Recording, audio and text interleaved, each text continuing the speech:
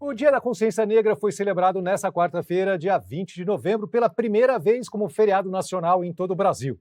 E apesar dos avanços legais, como o racismo ser um crime inafiançável e imprescritível, práticas racistas e segregadoras ainda persistem em nossa sociedade. A ouvidoria da Polícia do Estado de São Paulo revelou nesta semana que os registros de boletins de ocorrência por crimes de racismo quadruplicaram nos últimos 4 anos. Em 2023, só no estado de São Paulo foram 1.261 ocorrências registradas. 68% delas aconteceram em vias públicas e o que chama atenção é que 7,8% ocorreram em instituições de educação, instituições de ensino.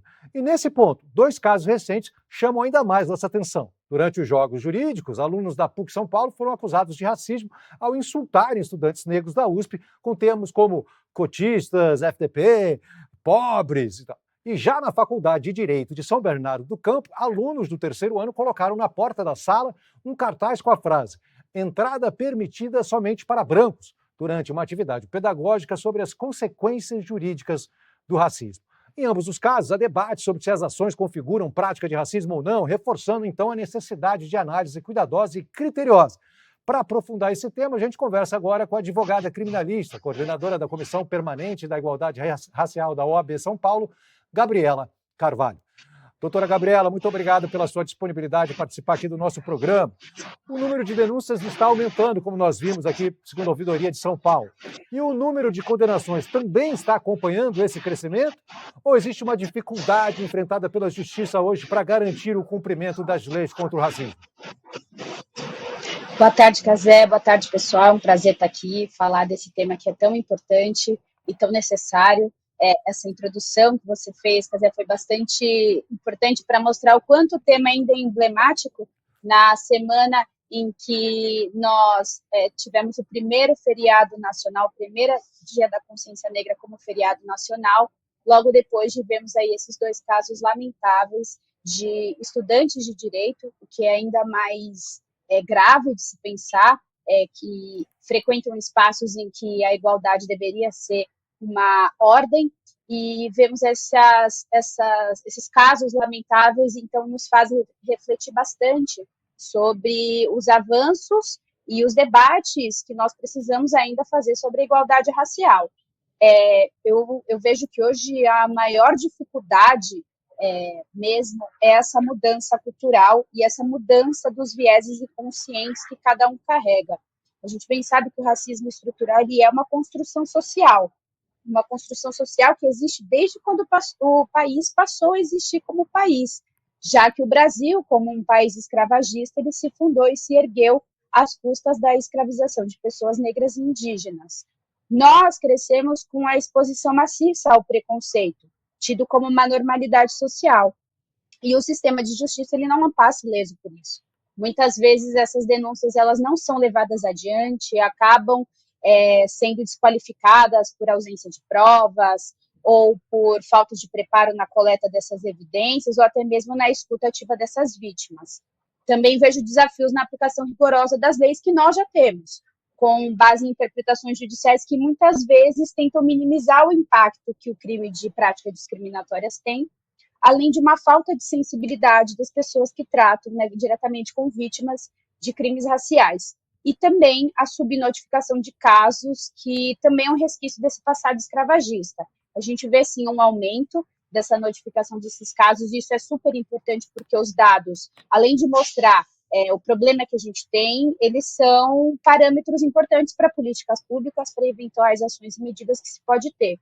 Mas, de fato, a gente percebe que nós precisamos de um judiciário que passe a reconhecer a gravidade do crime de racismo, da injúria racial ou de qualquer outras práticas discriminatórias e trate como um problema estrutural. Então, ainda que a gente tenha um aumento dessas denúncias, dessas notificações dos casos, muitas vezes tem-se essa sensação de impunidade com relação à prestação jurisdicional que se dá para esses casos, que muitas vezes ela não é efetiva por conta desses aspectos que eu citei aqui para você. Certo. Doutora Gabriela, qual é a diferença, acho que vale a pena a gente explicar isso para a nossa audiência, entre o crime de racismo e o crime de injúria racial? E como essa distinção pode impactar na aplicação da lei e das penas em si? Olha, essa distinção ela é super importante, Casé. Muita gente fica com dúvida e é uma dúvida extremamente pertinente. Mas para a gente pensar de uma forma muito prática, que é a forma como eu costumo dizer para as pessoas que me perguntam, é que o racismo ele atinge a coletividade, enquanto a injúria racial é direcionada para a pessoa. Eu explico.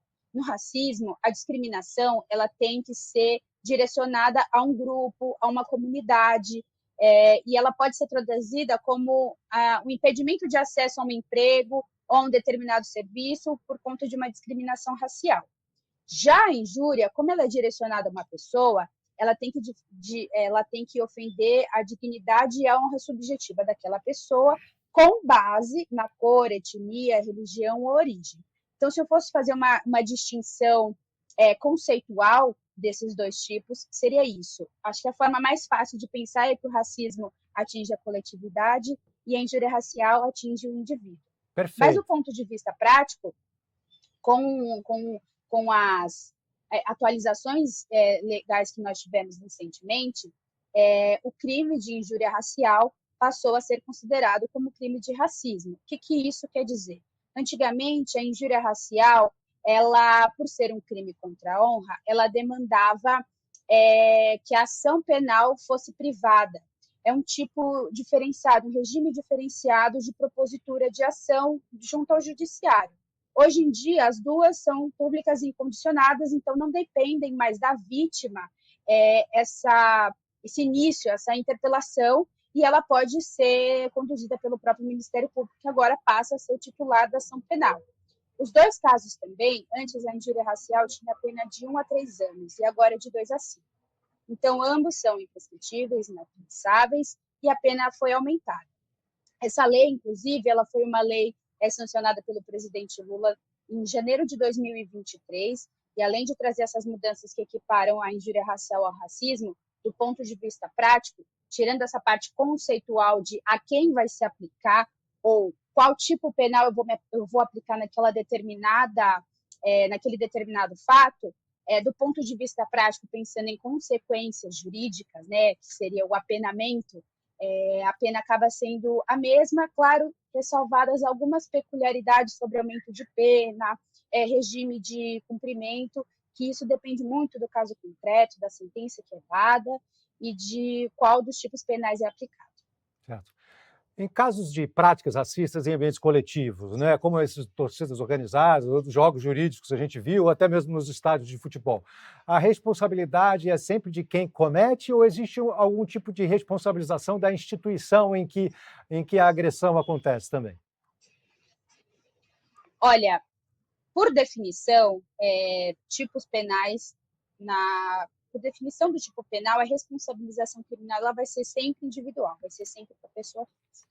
No nosso sistema de justiça atual, nós não temos a punição de pessoas jurídicas, salvo em situações muito específicas, como, por exemplo, crimes ambientais. Aí, nesses casos, a pessoa jurídica pode ser criminalmente responsabilizada. Não é o caso em crimes raciais. Contudo, a prática ela não sai impune, muito embora você tenha que responsabilizar a pessoa física, né, enquanto sujeito ativo de um crime racial, você também pode ter uma responsabilização civil, administrativa ou institucional, especialmente se é identificado uma omissão ou uma conivência. De esportivos, como esses jogos de futebol, nós temos a Lei Geral do Esporte, que também foi sancionada no ano de 2023, e essa lei ela prevê punições severas para práticas discriminatórias em eventos esportivos, com multa e até mesmo exclusão de competições para os clubes cujas torcidas estejam envolvidas nessas práticas. No caso de jogos universitários, como é um evento organizado por empresas, a organização do evento ela pode sim se responsabilizar administrativamente, caso seja identificada uma falha, né, de procedimento para prevenção ou coibição de atos racistas. Essa responsabilização de caráter institucional, de caráter administrativo, muito embora ela não tenha um efeito criminal prático, leia-se a aplicação de uma pena, né, um apenamento de reclusão, detenção, ela tem uma abordar o racismo por ter um caráter mais pedagógico, por muitas vezes afetar outros setores que a empresa vai fazer mais sentido do que se você aplicar uma pessoa física, como, por exemplo, a imposição de uma multa alta, a necessidade da empresa tomar alguma atitude, fazer algum treinamento ou algo do tipo. E aí, nesses casos, tem-se como uma prioridade dessas entidades e organizações. Já que a senhora falou sobre treinamento, doutora Gabriela, a OAB vai promover 2 eventos de combate ao racismo, né? Você poderia nos contar um pouco mais sobre eles, por favor? Vai sim. Na semana que vem, nós vamos ter 2 eventos. O primeiro, que é o CEDAM, que é o Congresso Estadual da Advocacia Negra, é a 3ª edição. Nós vamos ter diversas palestras, né, com profissionais que atuam nas áreas, vamos ter sobre maternidade e sistema prisional, compliance, vamos ter sobre mães atípicas também, e tributário. Então, é um congresso muito voltado para a área técnica, as pessoas vão conseguir tirar dúvidas, aprofundar seus conhecimentos, e esse evento vai ser online. No dia seguinte, nós vamos ter a entrega do prêmio Benedito Pavon, que foi o primeiro presidente negro da OAB São Paulo, o primeiro e único, no caso. E nesse prêmio, ele nomeia pessoas importantes que atuam aí na frente de combate, que trazem um efeito prático, né, para a população negra. E vamos ter a entrega do prêmio nesse dia, vamos ter algumas manifestações culturais, e esse vai ser presencial lá na sede da OAB, que fica na Rua Maria Paula.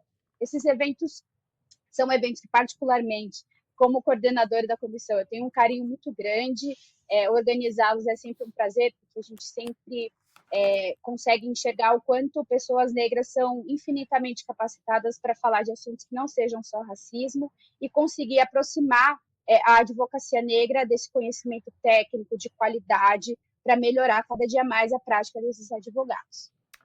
Muito obrigado pela sua participação, doutora Gabriela. Parabéns pelo trabalho e boa sorte nos eventos. Obrigada, Casé, obrigada, pessoal. Espero que consigam refletir, entender um pouquinho sobre essa diferença entre injúria racial e racismo e que a gente consiga levar essas informações para o máximo de gente possível. Muito obrigada pelo espaço. Imagina.